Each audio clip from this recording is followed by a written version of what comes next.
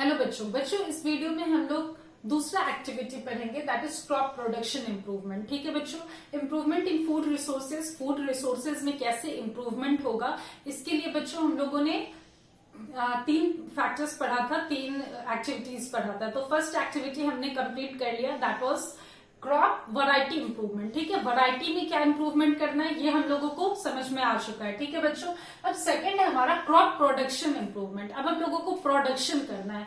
तो बच्चों प्रोडक्शन कैसे करेंगे, कैसे उसको प्रोड्यूस करेंगे क्रॉप को। तो बच्चों इसके लिए हम लोगों को सॉइल चाहिए। ठीक है, तो सॉइल में बच्चों क्यों प्लांट्स ग्रो करते हैं, आप लोग कभी सोचे हो सॉइल में प्लांट्स क्यों ग्रो करते हैं? क्यों ग्रो करते हैं बच्चों? क्योंकि सॉइल में वो एसेंशियल न्यूट्रिएंट्स होता है जो कि उन प्लांट्स को मिलता है। ठीक है बच्चों, तो जो भी क्रॉप है वो सॉइल में ही ग्रो करेगा। तो अब सॉइल में सबसे पहले क्या होना चाहिए बच्चों? न्यूट्रिएंट्स होना चाहिए। किसी भी क्रॉप को के बीज को बोने से पहले हम लोग उसमें देखेंगे कि क्या क्या न्यूट्रिएंट्स है। तो जो क्रॉप्स के लिए एसेंशियल न्यूट्रिएंट्स है वो बच्चों 16 न्यूट्रिएंट्स होते हैं जो कि एसेंशियल न्यूट्रिएंट्स होते हैं। ठीक है, there are 16 nutrients which are essential nutrients for crops. ठीक है, तो क्या क्या हो गया? वो एयर से बच्चों कार्बन ऑक्सीजन मिल जाएगा, वाटर से बच्चों हाइड्रोजन ऑक्सीजन मिल जाएगा क्रॉप्स को, सॉइल से मिलता है बच्चों मैक्रो न्यूट्रिएंट्स और माइक्रो न्यूट्रिएंट्स। ठीक है, तो बच्चों मैक्रो में क्या क्या गया? मैक्रो क्या होता है बच्चों? मैक्रो मतलब बड़ा हो गया, जो हायर अमाउंट में चाहिए, जो बड़ा न्यूट्रिएंट्स चाहिए, बल्क में चाहिए। माइक्रो हो गया बच्चों जिनकी कम आवश्यकता है, जो छोटे न्यूट्रिएंट्स है जिनकी कम आवश्यकता है प्लांट्स को, लेकिन आवश्यकता है। ठीक है बच्चों, उनका नीड है बट वो कम नीड है, और मैक्रो का ज्यादा नीड है। ठीक है बच्चों, तो मैक्रो में आ गया आपको नाइट्रोजन, फास्फोरस। के किसके लिए यूज होता है बच्चों? के होता है नाट्रियम, दैट इज सोडियम के लिए। सी हो गया कैल्शियम, Mg हो गया मैग्नीशियम, S हो गया सल्फर। ठीक है, माइक्रो बच्चों जो कम अमाउंट में यूज होगा ये हो गया आपको Fe दैट इज Fe हो गया आपको आयरन के लिए। ठीक है बच्चों, फेरस आयरन के लिए हो गया, मैंगनीज Mn हो गया, बी हो गया आपको बोरॉन के लिए, Zn हो गया जिंक के लिए, Cu हो गया कॉपर के लिए, molybdenum Mo and Cl chlorine. तो बच्चों ये जो है ये सारे माइक्रो हैं, इसको याद रखना आप लोग, ये सारे माइक्रो न्यूट्रिएंट्स हैं और ये मैक्रो न्यूट्रिएंट्स है। मैक्रो को हम लोगों को बड़े अमाउंट में चाहिए, माइक्रो हम लोगों को छोटे अमाउंट में चाहिए। मैक्रो में कौन कौन से आ गए? Nitrogen, phosphorus, kalium that is potassium, फिर आपको कैल्शियम, मैग्नीशियम एंड सल्फर। ठीक है, माइक्रो में आ गए Fe, Mn, B boron that is zinc, Cu copper, Mo molybdenum and Cl chlorine. ठीक है बच्चों, ये समझ गए। अब सेकेंड चीज क्या चाहिए बच्चों? न्यूट्रिएंट से ही हो जाएगा क्या? न्यूट्रिएंट से तो नहीं हो पाएगा। अब बच्चों हम लोगों को उसमें खाद पानी भी डालना है, दैट इज मैन्योर भी डालना है। ठीक है, तो मैन्योर क्या होता है बच्चों? मैन्योर समझने वाली चीज है। मैन्योर होता है बच्चों ऑर्गेनिक मैटर, जो भी ऑर्गेनिक मैटर, जैसे आप वेजिटेबल्स आपके घर में जो कटता है तो जो पार्ट्स को मतलब फेंक देते हो आप, या फिर जो छिलके वगैरह है वो सारे आपको मैन्योर का काम करते हैं। जो भी ऑर्गेनिक मैटर है जो सॉइल में डिसॉल्व हो सकता है, ठीक है, वैसे चीजों को हम लोग मैन्योर कहते हैं। ठीक है बच्चों, तो मैन्योर ऑर्गेनिक मैटर्स हो गया, फिर एनिमल्स जो भी चरने आते हैं उनका रिफ्यूज, ठीक है, वो सब हो गया, फिर से कोई कीड़ा वगैरह का जो रिफ्यूज रहा वो सब हो गया, and supplies smaller quantity of nutrients to the soil. ये सब smaller quantity of nutrients soil को देते हैं। ठीक है, छोटे ही क्वांटिटी में देते हैं, बहुत ज्यादा नहीं देते, लेकिन छोटे क्वांटिटी में भी देते हैं ये सॉइल को, जो कि एसेंशियल न्यूट्रिएंट्स है सॉइल के लिए। ठीक है, मैन्योर कैसे बनता है बच्चों? एनिमल्स एक्सक्रीटा और प्लांट्स वेस्ट से बनता है। ठीक है, प्लांट का ही कोई वेस्ट हो गया, जैसे प्लांट्स है तो वो जो पतझड़ टाइप का मौसम आता है, ऑटमन सीजन आता है, तो उसमें क्या होता है? पतझड़ होता है, पत्ते वत्ते गिर जाते हैं सॉइल में। उसके बाद देखते होंगे जो फसल होती है बहुत अच्छी होती है, तो सॉइल में वो जो गिरते हैं तो वो सब हो गया, फिर उसके बाद वो वेस्ट हो गया, फिर एनिमल का एक्सक्रीटा हो गया, जो भी चरने आया वो सब एक्सक्रीटा किया वो हो गया। इनरिचेस सॉइल्स फर्टिलिटी, सॉइल के फर्टिलिटी को बढ़ाता है, ये जमीन को उपजाऊ बनाता है। ठीक है बच्चों, आप इस पे ज्यादा से ज्यादा उपज कर सकते हैं। ठीक है बच्चों, उसके बाद है बच्चों सैंडी सॉइल पर ये क्या करेगा? सैंडी सॉइल में ये वाटर होल्डिंग कैपेसिटी को बढ़ाता है। ठीक है, सैंडी सॉइल्स क्या होता है? वाटर को छोड़ देता लेता है, वाटर को उतना ज्यादा मतलब वाटर को उतना ज्यादा होल्ड करके नहीं रख पाता है।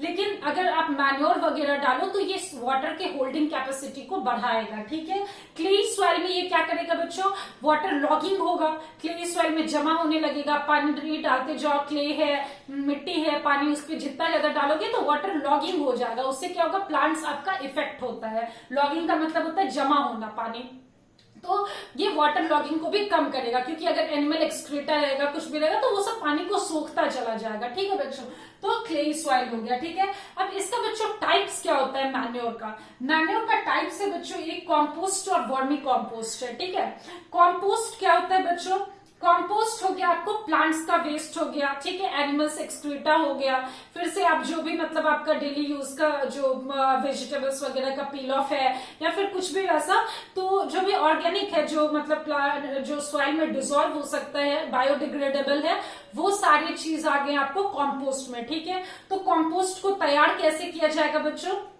इनका डिकम्पोजिशन होता है। ठीक है, जो भी एनिमल्स एक्सक्रीटा है, जो भी एनिमल जो मतलब जैसे मानो कीड़ा वीरा जिसका डेथ हो गया, वो सब, तो वो सारे क्या होते हैं आपको सॉइल में रहते हैं। ठीक है, अब उन सबको अर्थवॉर्म्स टाइप ऑर्गेनिज्म जो रहेगा, बैक्टीरिया रहेगा, अर्थवॉर्म रहेगा, जो आपको डिकम्पोजिशन से जो खाना खाते हैं, ठीक है, वैसे ऑर्गेनिज्म, वो सब क्या करेंगे, उन चीजों को डिकम्पोज करेंगे। उन चीजों को आपको डिकम्पोजिशन का मतलब क्या होता है, उन चीजों को छोटे छोटे पार्ट्स में ब्रेक करेंगे। ठीक है, जैसे मानो अर्थवॉर्म है, अर्थवॉर्म देखा कि कुछ एनिमल एक्सक्रीटा भी है, उसके बाद वहां पे बहुत सारे मतलब प्लांट्स का रिफ्यूज है, या फिर और भी बहुत सारी चीज है जो वो खा सकता है। तो वो क्या करेगा बच्चों, उन चीजों को वो छोटे छोटे पार्ट्स में ब्रेक कर देगा। तो जब ब्रेक करेगा तो फिर उसका जो न्यूट्रिएंट्स है वो सारे सॉइल में चले जाएंगे। ठीक है, उसका न्यूट्रिएंट सारे सॉइल में चले जाते हैं, तो वो आपको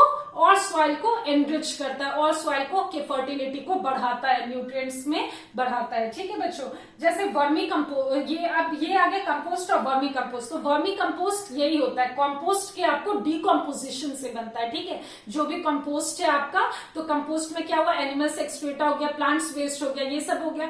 अब इनका जब डिकम्पोजिशन होगा तो ये क्या बनेगा, वर्मी कंपोस्ट बन जाएगा। डिकम्पोजिशन कौन करेगा बच्चों, कुछ बैक्टीरियाज वगैरह होंगे वो करेंगे, फिर से आपको अर्थवॉर्म्स करेगा, तो ये सब क्या करेगा बच्चों, डिकम्पोज कर देगा। ठीक है, एनिमल्स एक्सक्रीटा, प्लांट्स वेस्ट, इन सबको छोटे छोटे पार्ट्स में बिल्कुल तोड़ देगा, तो उससे जो भी न्यूट्रिएंट्स रहेगा वो सॉइल में रिलीज होकर के आ जाएगा, सॉइल में रहेगा, वो सॉइल की फर्टिलिटी को बढ़ाएगा।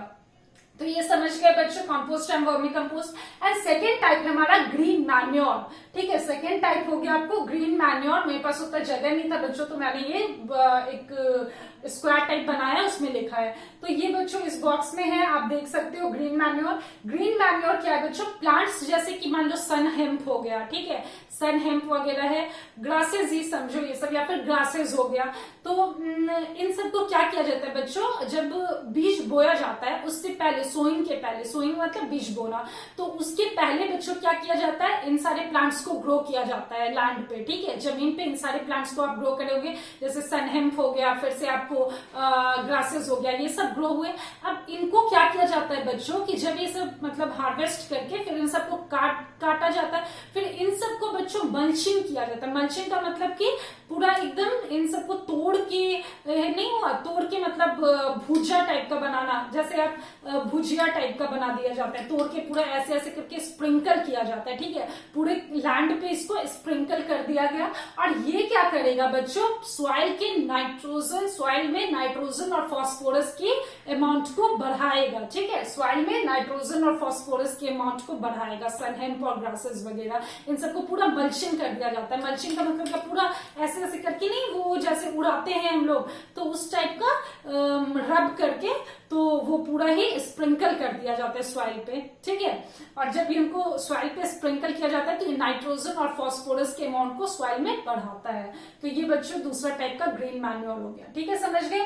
तो इसमें कुछ भी नहीं है बच्चों, इसमें दो मतलब हम लोगों ने पढ़ा कि किसी भी में प्लांट्स को ग्रो करने के पहले हम लोगों को दो चीजों का ख्याल रखना पड़ेगा, दैट इज न्यूट्रिएंट्स और दूसरा मैन्योर। अब इसमें बच्चों और भी बहुत सारी चीजें, फर्टिलाइजर्स आएगा आपको, फिर इरिगेशन का ख्याल रखना है, तो इन सब चीजों की भी बारे में हम लोग बच्चों डिटेल्स में स्टडी करेंगे।